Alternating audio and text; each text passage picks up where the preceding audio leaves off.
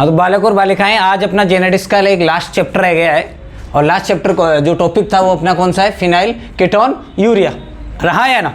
ये इसके बारे में देखो सबसे पहले 1934 के अंदर बताया था, फोलिंग ने बताया इसके बारे में। ये बात करना, इसको अपन शॉर्ट में क्या कहते हैं, PKU भी कहते हैं, रहा है ना। अब देखो सबसे पहले इसके कोज देखते हैं कि ये होता कैसे है। तो ये भी ऑटोसोमल रिसेसिव ट्रेट का है। ऑटोसोमल का मतलब सर अपने सिमिलर जो क्रोमोसोम होते हैं उनके नंबर की अबनॉर्मलिटी की वजह से या म्यूटेशन की वजह से या डिलीट होने जाने की वजह से ये होता है। तो कौन सा क्रोमोसोम है जिसकी वजह से होता है, तो क्रोमोसोम नंबर जो 12 है, 12 के अंदर जो जीन प्रेजेंट होती है उस जीन के अंदर म्यूटेशन हो जाता है। अब म्यूटेशन का मतलब जानते हो, उत्परिवर्तन हो जाना, बदलाव देखा जाता है। और बदलाव कौन से क्रोमोसोम पे देखा जाता है, 12वें क्रोमोसोम। और 12वें क्रोमोसोम की जो जीन है वो जीन में परिवर्तन के कारण ये देखा जाता है। सर ऐसा क्या हो जाता है, मान लो ये 12वां क्रोमोसोम अपने पास है, इसका जीन बदलाव हो गया, चलो ये रहा, और ये इसकी जीन बदलाव हो गई। सर लो हो क्या रहा है, तो ऐसा होने के कारण जो लीवर है अपना, लीवर के जो एंजाइम है वो एंजाइम नहीं बन पाते, एंजाइम कम बनते। रहा है ना। सर कौन सा एंजाइम है जो कम बनेगा, उसका नाम है फेनिल एलिनिन हाइड्रोलेज एंजाइम। इसका अमाउंट क्या हो जाता है, वहाँ पे लेस हो जाता है, बहुत कम हो जाता है। अगर ये ऐसा हो गया तो बॉडी के अंदर क्या हो जाएगा सर, इसके कारण क्या हो जाता है, फेनिल एनिलीन जो है वो टायरोसिन में कन्वर्ट नहीं हो पाएगा। रहा है ना। ये जो है हमारी बॉडी के लिए हार्मफुल होता है। और ये क्या होता है, टायरोसिन एमिनोमल। टायरोसिन क्या है, एमिनो एसिड है, और एमिनो एसिड जो है टायरोसिन, इसको बनाता कौन है, फेनिल एनिलीन। और इसको कन्वर्ट करने के लिए जो एंजाइम है लीवर का वो कौन सा है, फेनिल एनिल हाइड्रोलेज एंजाइम होता है। अगर ऐसा नहीं हो रहा है, क्योंकि ये एंजाइम नहीं बन रहा है, तो फेनिल एनिलीन टायरोसिन में नहीं कन्वर्ट हो रहा है।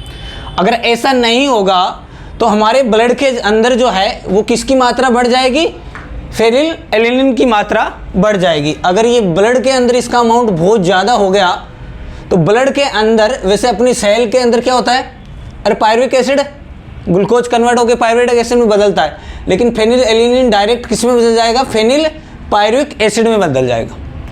और अगर ब्लड के अंदर फेनिल पायरुविक एसिड का अमाउंट बहुत ज़्यादा हो गया तो ये सीधा का सीधा इफेक्ट करता है CNS पर, सेंट्रल नर्वस सिस्टम पे करता है। और अगर सेंट्रल नर्वस सिस्टम पर इसका असर पड़ रहा है तो देखो क्या क्या लक्षण देखने को मिलते हैं, क्या क्या सिस्टम देखने को मिलते हैं। मेंटल रिटार्डेशन हो जाती है, जो बच्चा होता है उसके अंदर मेंटल रिटार्डेशन मतलब IQ लेवल, सारा ब्रेन सिस्टम क्या हो जाते हैं, अबनॉर्मल हो जाते हैं। सीजर्स आने लग जाते हैं, मांसपेशियां हैं हाथ पैरों के अंदर, सीजर्स देखे जाने बॉडी के अंदर।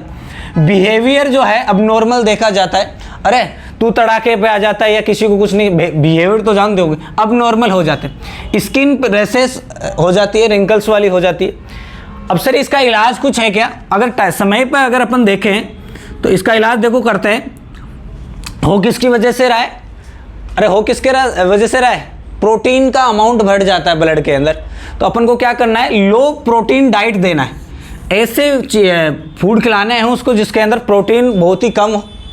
डेयरी प्रोडक्ट नहीं खिलाने हैं, मीट नहीं खिलाने हैं, एग नहीं खिलाने हैं, लो प्रोटीन डाइट खिलानी है। सिंथेसिस प्रोटीन खिलाने, मतलब ऐसे डाइट देनी है जिनमें से कौन सी प्रोटीन निकाल लेनी है अपन को, अरे कौन सी निकाल लेनी है, ये फेनिल एलिनिन वाली सारी निकाल लेनी है, सिंथेसिस करके देना है। इसके अलावा सर एंजाइम के इंजेक्शन भी दिए जाते हैं ताकि लीवर से क्या स्त्राव हो सके, फेनिल एलिनिन हाइड्रोलेज स्त्राव हो सकते।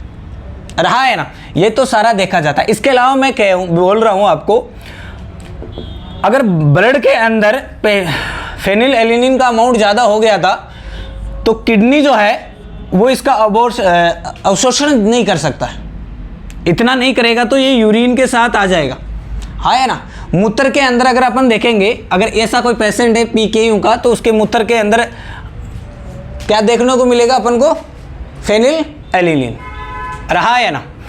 12th लेवल पे जो क्वेश्चन है वो सबसे पहले पूछा जाता है कि PKU जो है वो कैसा है, ऑटोसोमल रिसेसिव डिसऑर्डर, बस ये पूछेगा। आया ना। कौन से क्रोमोसोम नंबर की जीन म्यूटेशन क्या होता है, 12वां। इसके अलावा बोलेगा कि फेनिल एनिलीन किसके अंदर कन्वर्ट नहीं हो पा रहा है, जिसकी वजह से ये देखा जा रहा है, तो टायरोसिन के अंदर ये कन्वर्ट नहीं हो रहा, इसकी वजह से ये सारी दिक्कतें आती है। रहा है ना। अगर पूछ ले कि PKU के अंदर कौन सा ऑर्गन इफेक्ट होता है, तो ऑर्गन कौन सा है, लीवर, रहा है ना। इसको मेटाबॉलिज्म डिसऑर्डर भी बोलते हैं अपन, ऑटोसोमल मेटाबॉलिज्म रिसेसिव डिसऑर्डर भी इसका नाम है, ठीक है। इसके अलावा जो क्वेश्चन है मेन वो आपको ये आपको इतने आपके लेवल पे ये नहीं पूछा जाता है, आपके लेवल पे तो 3 क्वेश्चन बनते हैं, वो यही है, ऑटोसोमल है, मेटाबॉलिक डिसऑर्डर है, क्रोमोसोम बोले तो जीन म्यूटेशन का मतलब मैंने बात बोल दिया आपको, उत्परिवर्तन हो जाता है इसके अंदर, हाँ है ना। और ऐसा क्या हो जाता है सर बॉडी में, तो टायरोसिन नहीं बन पाता, PKU के अंदर जो है बॉडी के अंदर टायरोसिन नहीं बनता है। क्यों नहीं बनता है, इसके पीछे अपन ने रीजन बता दिया, एंजाइम जो है लीवर का वो नहीं बन पाता है, जिसकी वजह से ये हो जाता है, रहा है ना।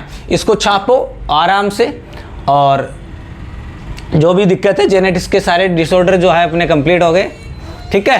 Thank you.